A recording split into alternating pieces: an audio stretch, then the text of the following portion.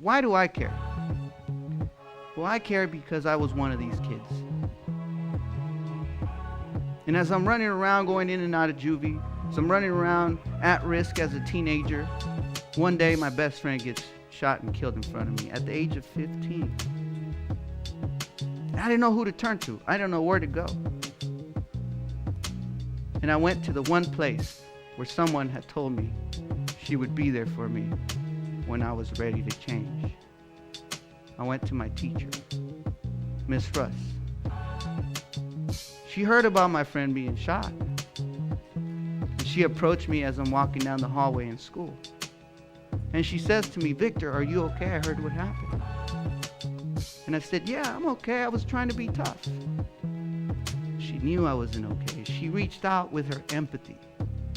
And she tapped me on the shoulder, and I felt her empathy. Not sympathy. Sympathy means you place someone at risk. Empathy means you place someone at promise. And when I felt her touch, in front of the whole school, I began to cry like a little kid. And you know what this teacher did? Opened her arms, gave me a hug, and she said, "Victor, I'm here for you. When you're ready to change your life around, I'll be here for you. But you have to do the work." You see, people, it's not about coming up with excuses for these young men who we place at risk.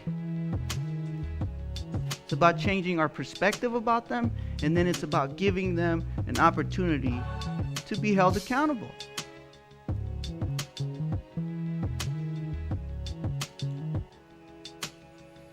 So with the help of my teacher, I'm proud to tell you that I started doing better in school. She connected me with some university students who were my mentors. These were students that, just wanted to help needy people. They wanted to see great ideas and put them into practice. And they started to mentor me. They started to tutor me. And they taught me about college. And I said, "College? I'm supposed to be a used car salesman. I don't need college for that." But they convinced me. I applied. I got a letter from California State University, and it said, "Congratulations, you've been admitted." I read a little further, and it said, "You've been admitted under probationary status." I said, "Probation? I'm already on probation. That don't matter." But they meant another kind of probation. Like if you get a C or below, they're gonna kick you out. So I walked into the university as a risk. But that's okay, because they gave me a chance. So they might have seen me as a problem. So, I hope you all had a great break. Did you all have a great break? Yeah. Excellent. Who over break heard about the incident at Starbucks in Philadelphia? Please raise your hand high. High. This is it right here. This is exactly what we're here to talk about today. Why does discrimination happen? Why is it happening? Why Oakland? So our book was titled Punished, Policing the Lives of Black and Latino Boys, and its author is Dr. Victor M. Rios. He was born in Oakland, California. He grew up just like a normal kid, right, in Oakland, California. He joined the gang and all that, and he went through that lifestyle, at which point, he grew and he saw his friends were just dropping like flies, right? And so Victor ended up being one of two of his large gang, one of two people to go to college. He was the only one to finish college with his bachelor's degree.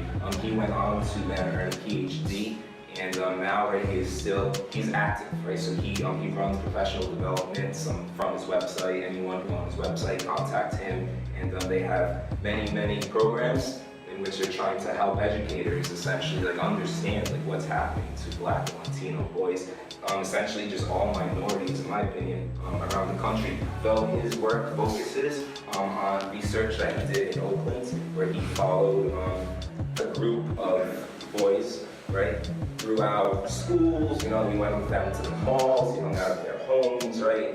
He witnessed the criminalization that they face, the hyper-criminalization that they face on a daily basis. And it's interesting, he chose Oakland out of all places in the United States, Oakland, California. California, when you think of California, we think of the progressive movement. Things usually migrate west to east. California started with the marijuana, now it's coming to the east.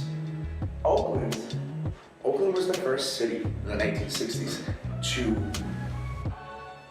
test these barriers, to put in place these barriers, these social barriers that discriminated against minorities. So the question is, why?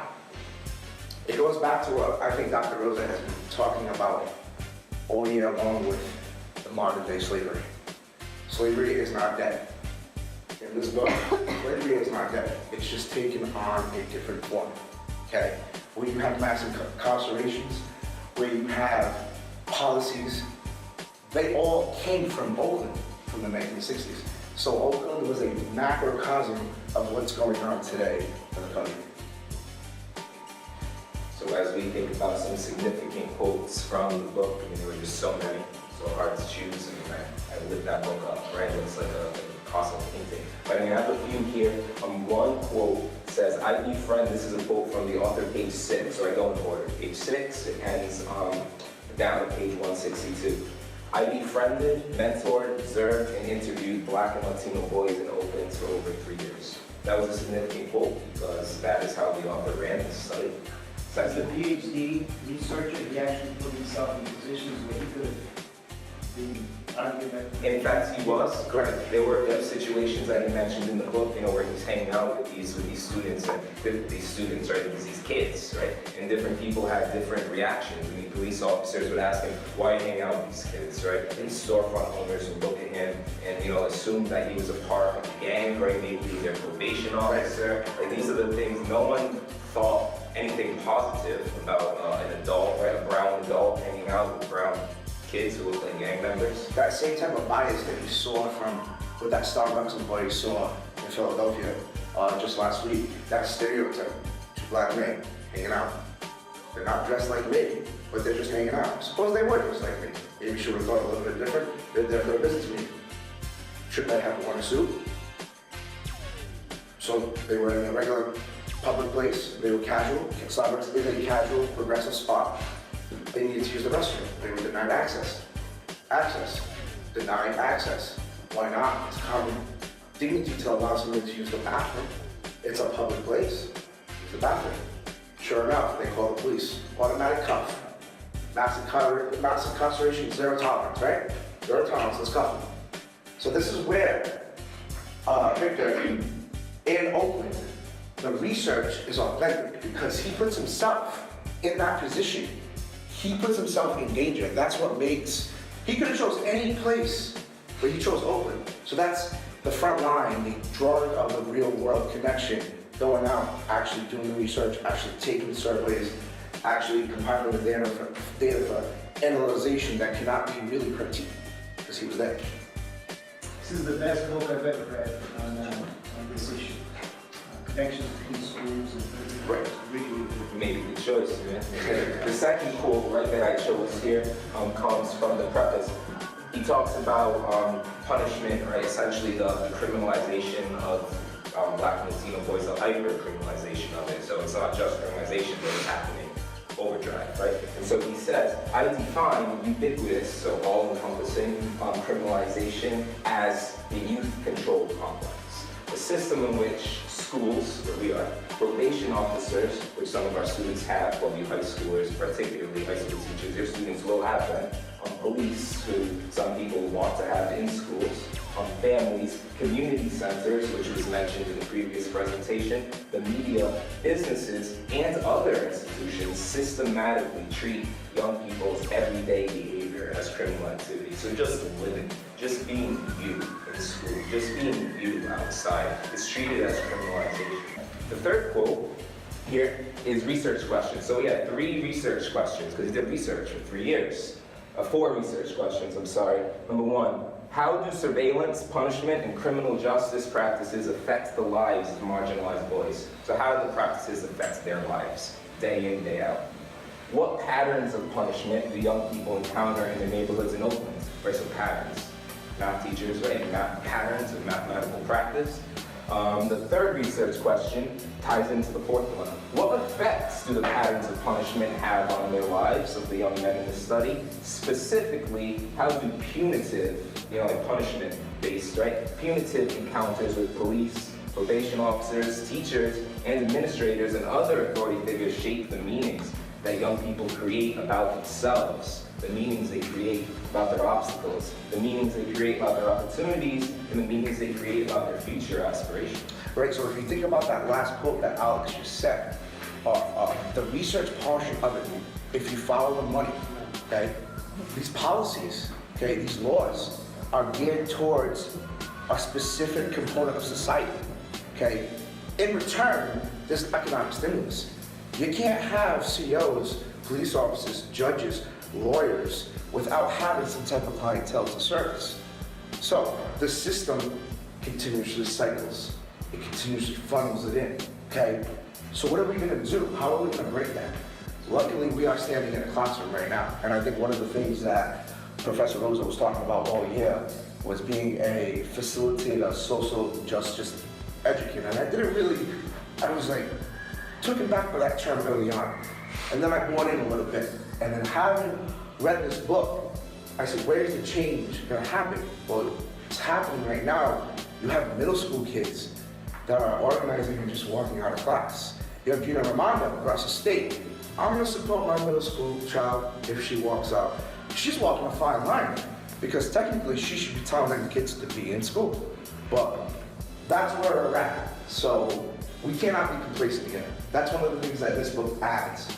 The complacency, it adds more data, more fact, more proof that we are still broken as a society. Access to the American dream is still, mobility is not there. It's not as efficient as it is for some people. I'm fortunate enough that I came from, a middle class family. They migrated over, they changed their last name for the reason of hopefully assimilating more into the society back in the day. But in all technicality, it should not have been like that. They should have been able to express their culture when they came off the boat. So that's what I feel it's added to society. It's changing. I think we are maybe, I don't know, doctors, if you agree, we are at a crossroads where maybe change between immigration, guns, equality in the classroom, the agenda is there. I'm not sure. I think we have a long way to go, work-wise. And then just breaking new ground. We just need to, we as teachers need to facilitate. We need to, I think, I told parents today that, listen, one parent came up to me and goes, did you give my son homework on Monday? Yes, I did. He sat there and said, I don't know how to do this homework. And then she said to him, well, how are you gonna do it? He goes, I'm gonna ask the teacher if I can take my notebook home. I said, that's exactly what I'm looking for. I'm looking for that problem-solving mechanism. I don't think he can't do the homework at the house. I need him to think, well, I gotta take my notebook home after Mr. Michael gives me the notes to go home and do it. So we need to try to facilitate these kids today and just try to get them, to let them know that they are empowered, they can make a change. And I think this book really focuses on white people, not particularly, we don't like to stereotype. I know you don't like categories and whatnot, but if you find the source, follow the money. Follow the money. It's either generational wealth or wealth that's maintained for a future generation. So that's what the gist that I get from this book.